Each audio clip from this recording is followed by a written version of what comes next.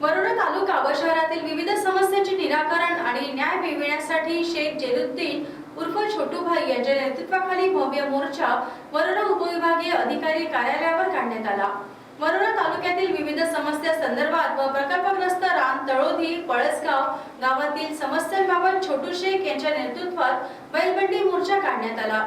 अनेक वर्षांपासून प्रकल्पग्रस्तांच्या समस्या प्रलंबित आहेत। या गावातील बहुतांश नागरिक आदिवासी समाजाचे असून प्राथमिक गरजा सुद्धा पूर्ण झालेल्या नाहीत। गावातील मूलभूत समस्यांचे तातडीने निराकरण करण्याची मागणी करण्यात आली। आता तरी प्रकल्पग्रस्त शेतकरी व ग्रामस्थांना न्याय मिळेल अशी अपेक्षा छोटूभाई शेख यांनी यावेळी व्यक्त केली। वरोरा तालुक्यात 5 वर्षापूर्वी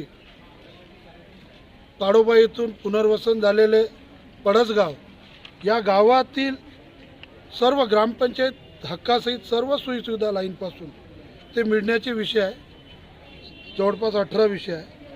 त्याचबरोबर रानतळोदी गाव या गावातले रस्ते कच्चे आहे, पक्के रस्ते, नाल्या, समाजभवन, अनुदान, 7/12, पोलीस पाटील आणि इतर सुद्धा काही विषय आहे पांधन रस्त्यापासून।